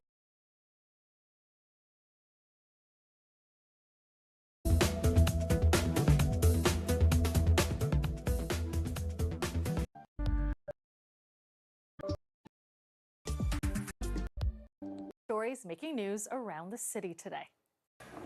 Antonina Gladkova is finally preparing for new tenants to move into her property in Georgetown, Ontario, after a fatal fire in 2024 at her neighbor's house that also completely destroyed hers. It was just living nightmare to start, and it became worse nightmare after that. Because she and her boyfriend have a mortgage on the property, the lender, Simply Financial, was responsible for releasing the insurance payments to rebuild the home. The problem? The bank didn't dole out the funds on pace with their contractors' billing, leaving them to pay for the shortfalls, often tens of thousands of dollars at a time. So it was very difficult because we couldn't pay for construction. So I have some documents for you to look at. The first construction payment was for $106,000, but Simply only released $25,000 according to account statements. Gladkova complained. The bank provided a one-time exception payment of another $25,000, but they were still more than $50,000 short. The couple filed a formal complaint demanding the rest. The bank declined. It just was terrible. To cover the shortfalls, the couple Apparently got a Trump private mortgage already with a 10%. forgot that he blew up trade talks in Canada. His dementia's hitting. Trump 80 appears to forget that he blew up Canada trade talks. Seems pretty concerning that the president has little to no recollection of things that happened only last week.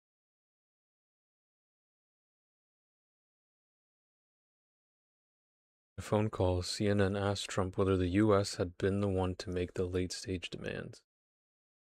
Seems to have no recollection of. Bro, like, the U.S. is a senile old man. Is the leader of their country. That sounds like me, he said, adding, they have to pay a fair amount, and if they don't pay a fair amount, we won't make a deal that's fine. Right before the deadline, American negotiators reportedly walked back their promise to drop tariffs on Canadian automobiles from 25 to 15, revealing that they plan to exclude medium and heavy-duty trucks. They also tried to restrict Canada's abilities to strike trade deals with other countries, which is a huge thing. He's effectively trying to attack our sovereignty through this trade agreement. It's a no-brainer that Mark Carney said no. It was also reported that one reason Canadian negotiators walked away was the U.S. made what were, in their view, unreasonable demands, restricting French-language product documentation.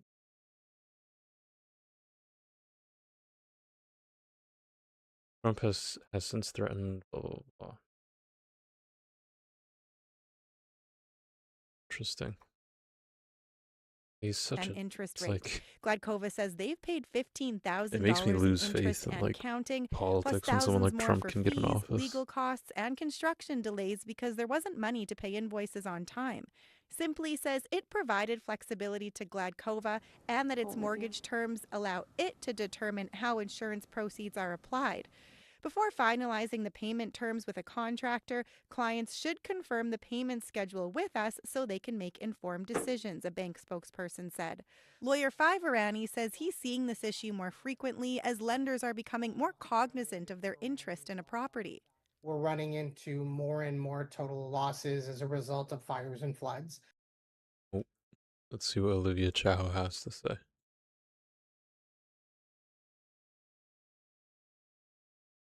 Is in a senseless trade war. Donald Trump is attacking us again. But in this city, we stand up to bullies, and we do it the Toronto way, with heart, with our innovation and creativity, and our real advantage being underestimated. And we will get through this together. I know many workers and business owners are feeling anxious about the future. How we'll pay for the essentials, how we'll make the next payroll, how we'll afford the materials we need to keep building.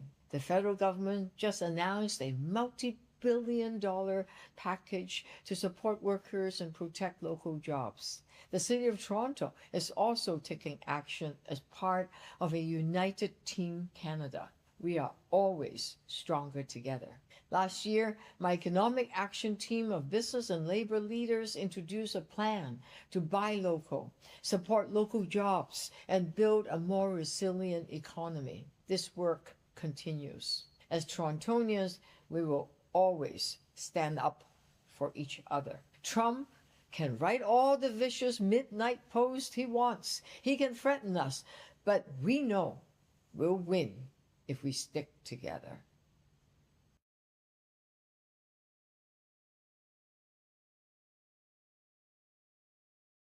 Shout out, Miss Chow. Trump, we don't need anything from Canada. Trump, hours later, we need aluminum in the country.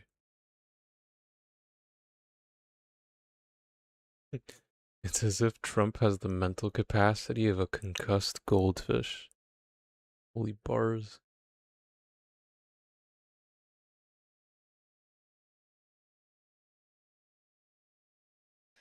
And so the result becomes this communication gap between these entities that aren't used to being on the same page. He recommends ensuring all parties are on the same schedule before construction begins.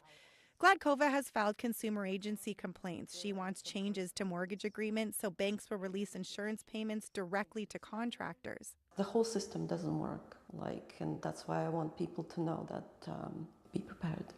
a warning in hopes of preventing this from happening to others. Angelina King, CBC News, Toronto. There's an area for eating, there's an area for nurses, there's an area for treatment for the Family doctor Lou Pliam, in partnership with CAMH and Loft Community Services, is turning this 20,000 square foot space into a transitional mental and physical health treatment center. It'll service adults over 55 who are ready to leave. I'm here with Hamilton Mayor Andrea Horvath as we make an incredibly exciting announcement. Thanks to our partnership with the federal government, we're awarding the City of Hamilton with $572 million through our Development Charge Reduction Program to fund major infrastructure projects that will get homes built cheaper and faster. In exchange, the city has agreed to completely eliminate its development charges on all new homes for the next 3 years. When combined with our cut to the HST on new homes, this means we're saving Hamilton families up to $230,000 off the cost of a new home. This is the single. That's very misleading. This money is going to the developers to build the houses. There's a big concern that, like, this $200,000 just stops at the developer and it doesn't get passed down to the buyer. So, a little misleading to say that you're making it $200,000 cheaper for people. You're not. You're making it that much cheaper for developers. Single largest infrastructure investment in Hamilton's history.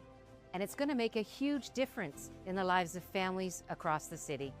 I want to thank the federal and provincial governments for working with us to make this investment, lowering the cost of building and getting Hamiltonians back to work. Mayor, I also want to thank you for your leadership in getting this done. This decision to completely eliminate development charges means that Hamilton is now a clear leader among Ontario's 444 municipalities when it comes to making homes more affordable.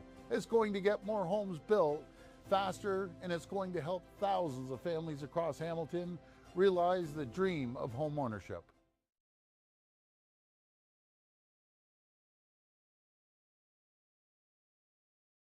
Very interesting. Acute care at CAMH, but still needs support. If you send those people out of the hospital too early without the medical supports, those people are bound to fall, get in trouble, and be right back at the emergency room. This office space will transform into 40 bedrooms, where under the supervision of CAMH nurses, patients will be able to continue their mental health treatment, get 3 meals a day, and reintegrate into a community space. It's housed in the Champagne Centre in North York.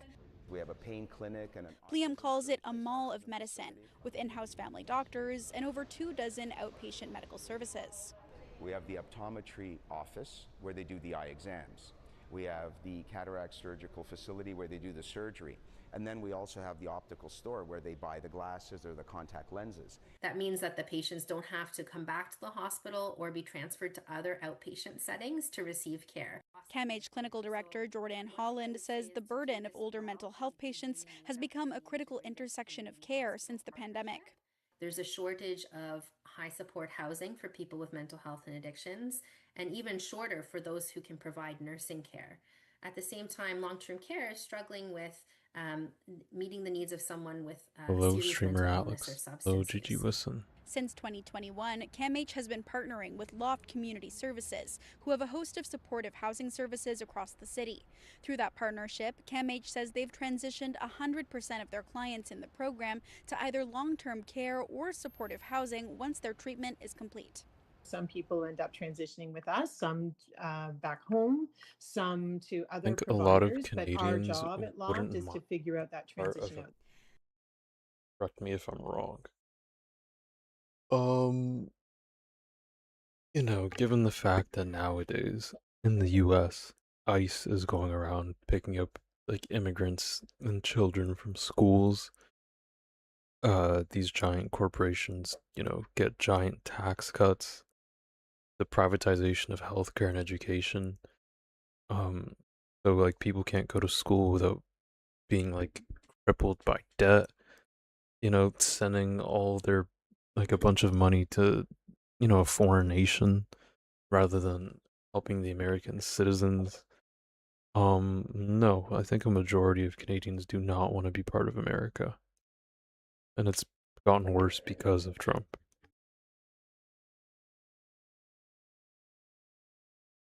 There's just so many things wrong with America right now. Too many.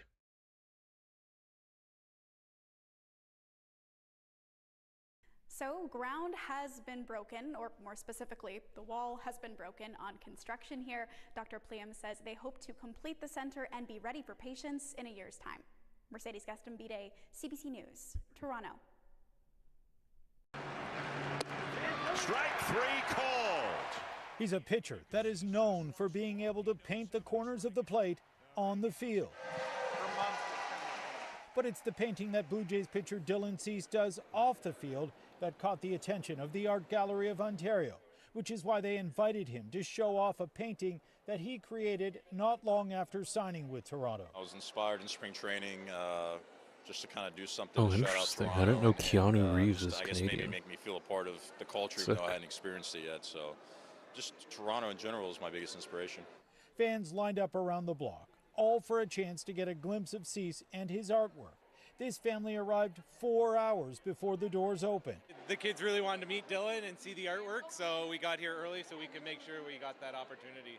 Most came to get a picture with their favorite baseball player. Was it more cool to meet Dylan Cease, the baseball player, or Dylan Cease, the artist? Meet Dylan Cease, the baseball player. But many came to admire his work, like this artist who gifted Cease with a creation of his own. He's an artist, I'm an artist, so give him something that I drew, and he really appreciated it.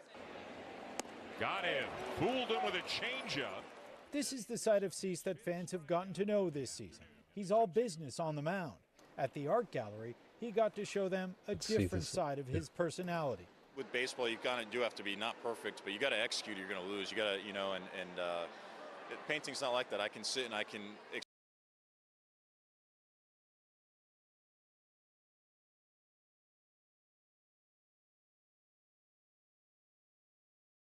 that deal. What were we asking that Canada wouldn't agree to ahead of negotiations breaking down last Friday?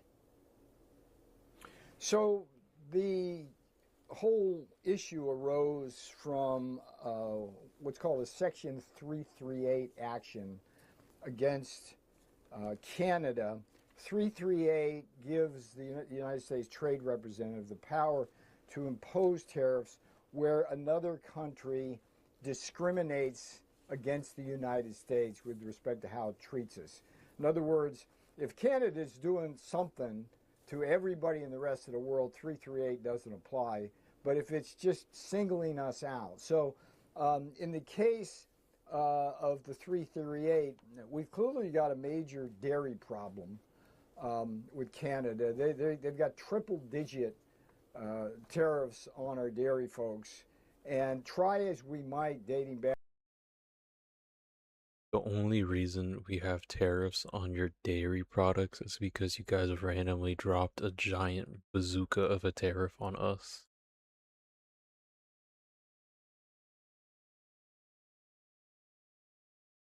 Not 1 cent of triple-digit dairy tariffs negotiated has ever been paid to Canada.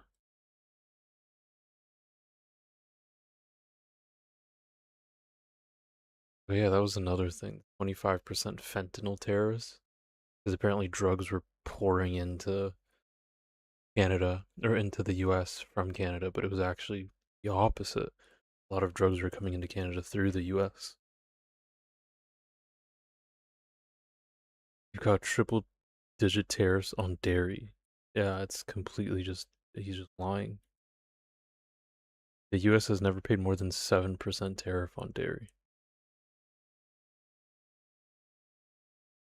Let's listen to that again.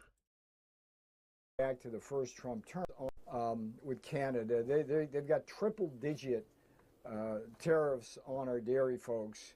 And Liar. You're literally just a liar. This is untrue. And try as we might, dating back to the first Trump term, they just are unrepentant. They just stick it to us. Yeah, so we that's do. Number one. Number two, they've completely cut off alcoholic beverages for sale in their stores, which is unbelievable. You can't go into a store and How is that unbelievable? I don't know, man. America picked a fight with Canada. They didn't think Canada could fight back. You know?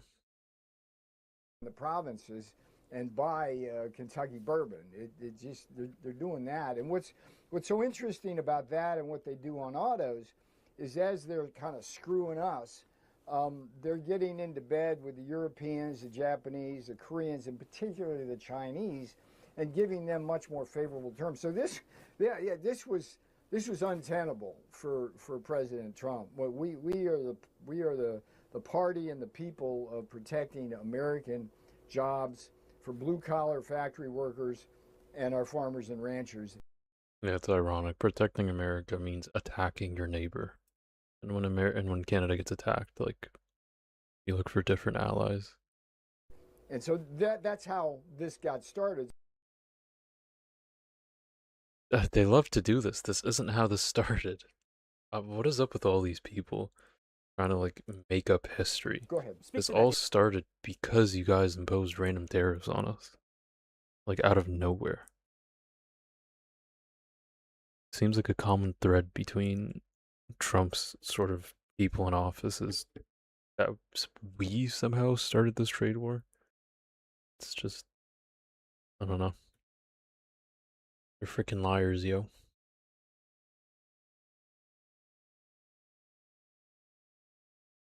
What? The White House just published a 12-fact manifesto about Canada that Hitler would be proud of.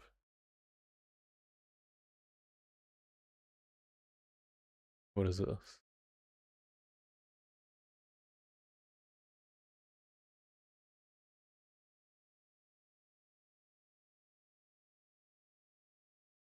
Okay. Canada has been ripping off the United States for decades. President Trump is done letting them get away with it. Last week, the US offered Canada the most preferential market access of any country on Earth, with deep cuts on steel, aluminum, autos, lumber, blah, blah, blah. Canada chose unreasonable demands, walkbacks, and flat-out rejection. The record of Canadian abuse is clear and deliberate. Fact.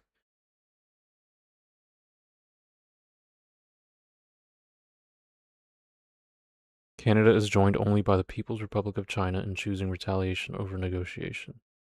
Canada alone imposed discriminatory 25% tariffs on U.S. motor vehicles. The measures applied to no other country because you guys tariffed us first. Canada banned American wine, beer, and spirits. Canada locks out U.S. dairy. Yep. Canada has extracted a persistent average annual goods trade deficit of roughly $50 billion. Like, again, this is just lying. That's not how trade works.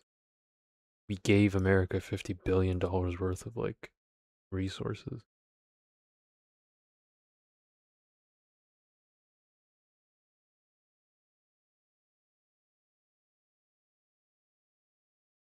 Okay, so I guess she goes through each quote and debunks it. So the most preferential market access of any country on Earth. The offer of the century, and ungrateful Canada spat on it. Here's the offer. Cut steel and aluminum tariffs in half. Reduce auto and give a little on softwood lumber. So 15% down to 25%. But the thing is, we had 0% tariffs before this. So the greatest deal on earth was 25% on our steel, 15% on our cars, and maybe on lumber. 19 months ago, all of these numbers were. The generous offer was to charge us less than he started charging us last year. Yeah, that's someone trying to mug you, offering to give you back your watch. You hand over your wallet. Canada is joined only by China in choosing retaliation over negotiation.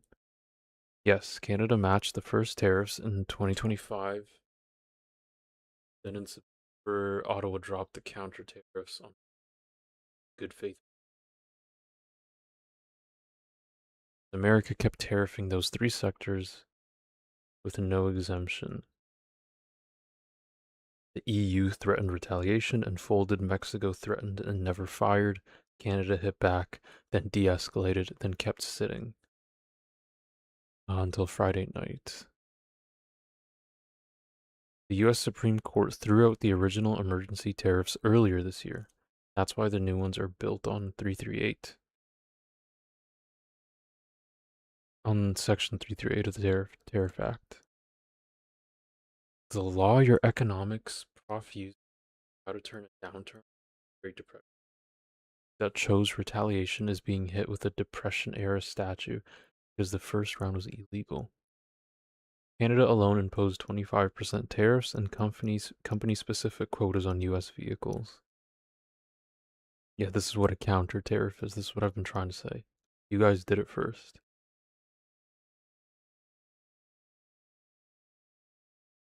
Canada banned American wine, beer, and spirits. There is no ban, there is no federal law.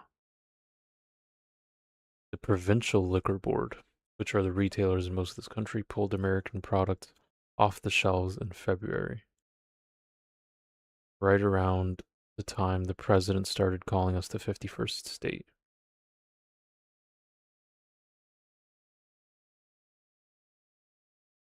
Doug Ford spent last week getting ready to put Jack Daniels back on the LCBO shelves as a goodwill gesture. That offer was on the table when the Americans rewrote the terms and walked. Canada locked out U.S. dairy with tariffs of nearly 300%.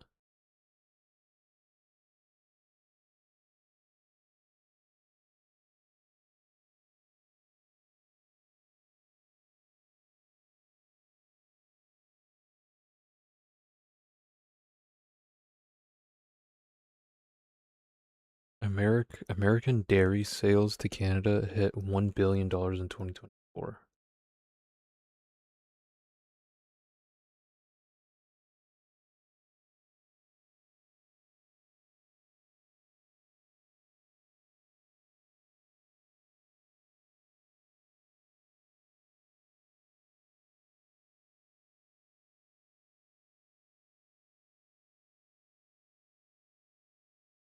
Canada has extracted a $50 billion trade deficit from the U.S.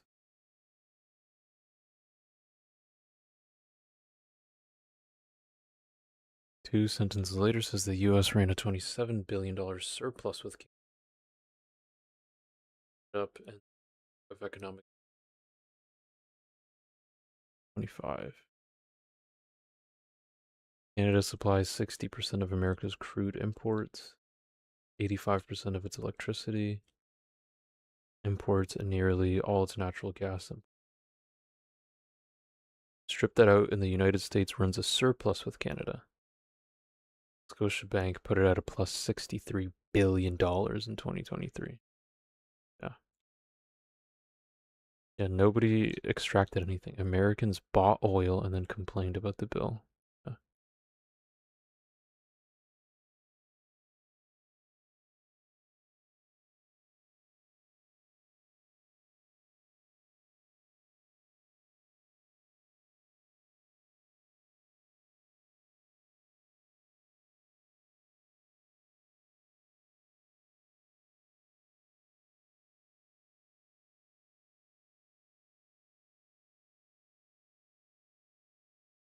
Crazy. Experiment and look at it and change things and really just, I don't know, it's a lot of freedom and joy in it. So this for us is a fantastic story of the two passions of like arts and sport coming together. It's wonderful. This painting that Cease brought to the AGO is also an example of art and sports coming together. Cease actually gifted it to Jays manager John Schneider in spring training, and it's been hanging in his office at the Rogers Center all season. One of the things we knew he liked to do was paint, and I said, you have to paint something for my office. Yeah, I felt like I got robbed. You know, I got back from the road trip and it was gone. He did tell me, he warned me that it may be removed at some point. It's been replaced temporarily with the scene from Wedding Crashers, where Vince Vaughn says the painting was a gift, Todd, I'm taking it with me. C says painting is something that he started doing as a hobby and a way to escape the stress of being a big league pitcher. he never envisioned it being displayed at one of Canada's largest art galleries. It's definitely gone places I never could have imagined, which is really cool, and I feel like, I don't know, maybe that's a part of creativity. Sometimes crazy things like that can happen if you're open-minded. It's just the one painting that's on display at the AGO, but Cease has been painting for a while now, and he says he's built up quite the portfolio. A representative from the AGO told me that they would like to continue the conversation with Cease in hopes of bringing more of his work to the gallery in the future. Greg Ross, CBC News, Toronto.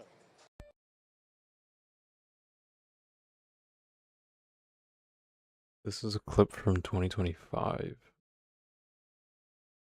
Donald Trump regarding the tariffs. Force to acquire Panama and Greenland. Are you also considering military force to annex and acquire Canada? No, economic force, because Canada and the United States, that would really be something. You get rid of that artificially drawn line, and you take a look at what that looks like, and it would also be much better for national security. Don't forget, we basically protect Canada. But here's the problem with Canada. So many friends up there. Where are you protecting us from? I love the Canadian people. They're great. But we're spending hundreds of billions a year to protect it. We're spending hundreds of billions a year to take care of Canada. We lose in trade deficits. We're losing massive. We don't need their cars. Again, not true. You're making 20% of money. our cars. We don't need that. I'd rather make them in Detroit. We don't need the cars. We don't need their lumber. We have massive fields of lumber. We don't need their lumber. We have to unrestrict them because stupid people put, restrictions on, but I can do that with an executive order. We don't need anything they have. We don't need their dairy products. We have more than they have. We don't need anything. So why are we losing $200 billion a year and more to protect Canada? Great question, because you do need us. Who would have thought? Trump is at war with Venezuela, Iran, Panama, Cuba, Greenland, and now Canada. Crazy how this guy ran on no more wars. And he's literally created more wars than anyone in American history.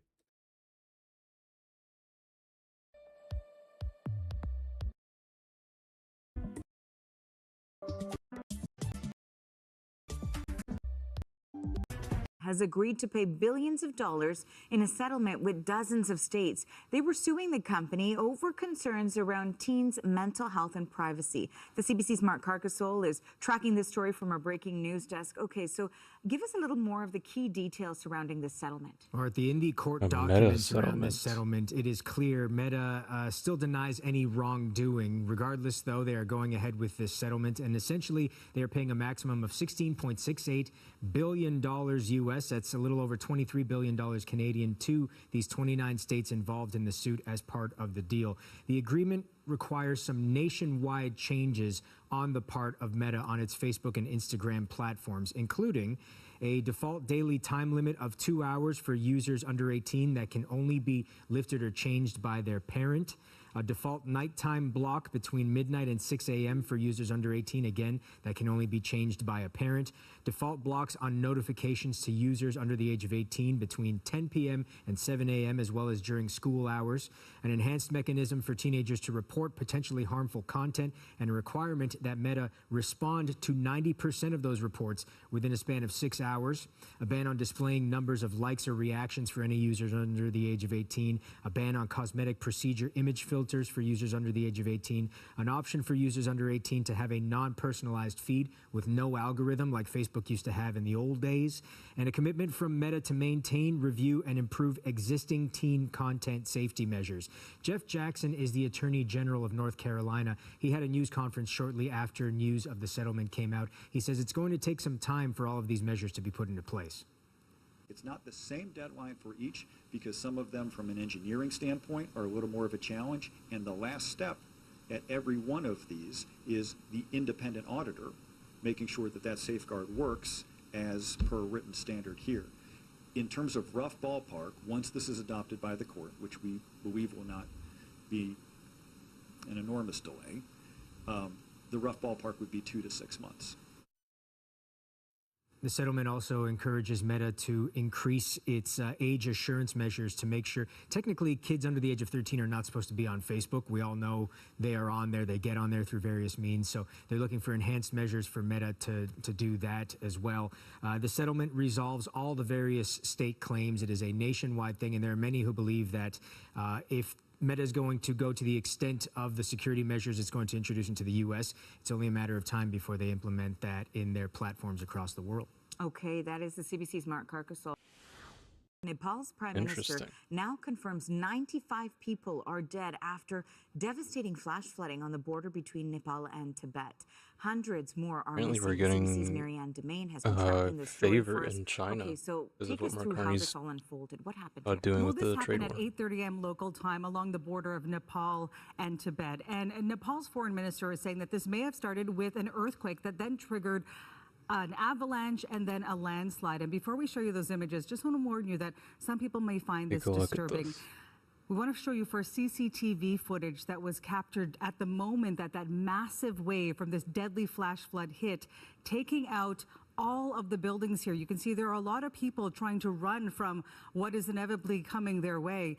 That is actually the Tibet Jirong Let port, us which take is a a look. very What is busy China saying? Canada's tough response to Trump's trade war is winning fans in China.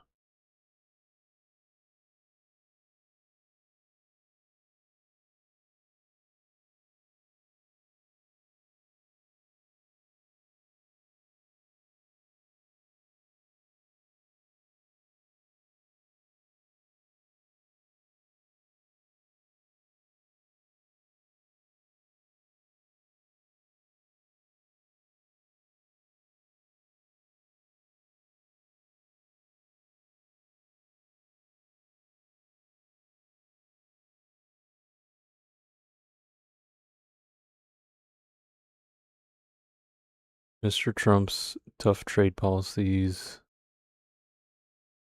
and hugely disruptive and unpopular war in Iran seen sentiment toward the U.S. plunge globally, reinforced China's growing popularity.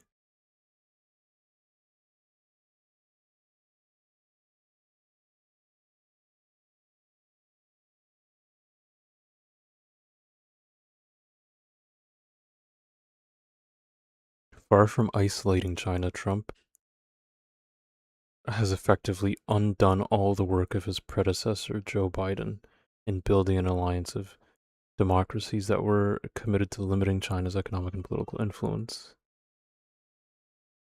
Since May, Beijing has eliminated tariffs on goods from almost all countries in Africa. Last week, China struck a new free trade deal with Switzerland. And negotiators have made progress on a long-stalled arrangement with the European Union. Holy. W China.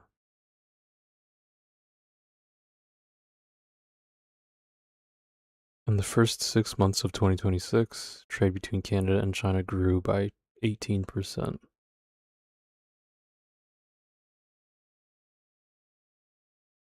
Chinese foreign minister said the improvement and growth of China-Canada relations serve the common interest of both countries, which is what we were trying to do with America until Trump.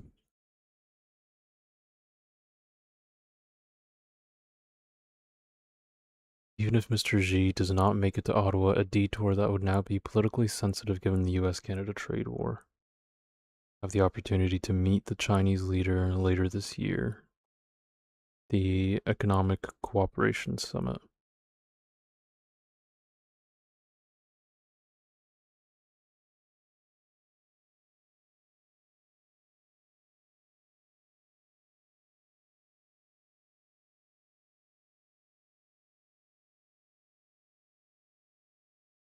Interesting. China. W China. land crossing, so there would have been people there at the time, clearly, as that giant wave came there.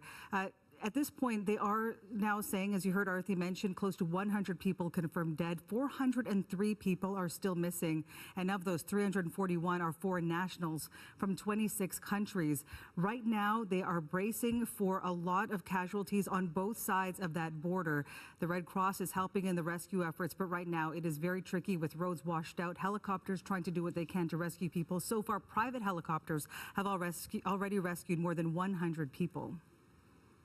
And Marianne, do we know if there are any Canadians involved as well? Yeah, because there are so many tourists there from so many different countries, as I mentioned, 26 of them.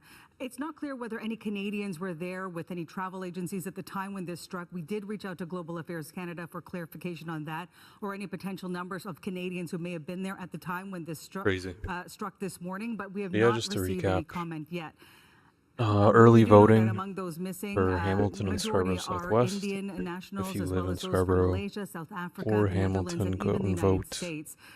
Nepalese officials Fatima also saying Shaban that some members in the of lead, parliament Monique are Taylor missing, as in the well as lead. some police officers and members of their Strategic military. Again, vote they are bracing for what is is going to to be a very vote difficult rescue NDP during operation. these elections.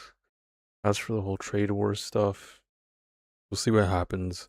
Doug Ford and Olivia Chow, the mayor of Toronto, are saying everything on the table, even stopping gas and energy from being sent to America. There's a few other things. Doug Ford gave another talk. He's giving like a bunch of money to Hamilton in hopes that it'll make houses cheaper. But the concern is if this money that's being given is actually going to go to the people buying the houses and not just the developers. There's something to look out for. And apparently Trump forgot that he imposed these tariffs on the US today. Because he has like onset dementia. Yeah. A bunch of stuff going on. Elections happening.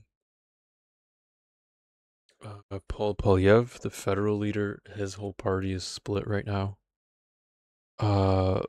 It's like 80% of Canadians agree that we can't take a bad deal from America, and then that 20% is basically like Polyev supporters, and they're even themselves are split. Because again, I'm pretty sure it's like American psyops who like bought Canadian accounts are telling them that like, oh, this is bad, spend American. I'm seeing a lot of like people like kind of turning their backs on Canada. Like Canadians turning their backs on Canada and their, federal conservative voters. I think that's treason, but, see what happens. Next week is going to be a busy week. I'm going to be interviewing some mayoral candidates for Windsor next week on Friday. Hopefully that goes well. And then there was one more thing. Oh yeah, and there's going to be a Hamilton debate as well next week. I believe that'll be live streamed. So I'll try and cover that as well. Aside from that, I will talk to you guys tomorrow at the same time.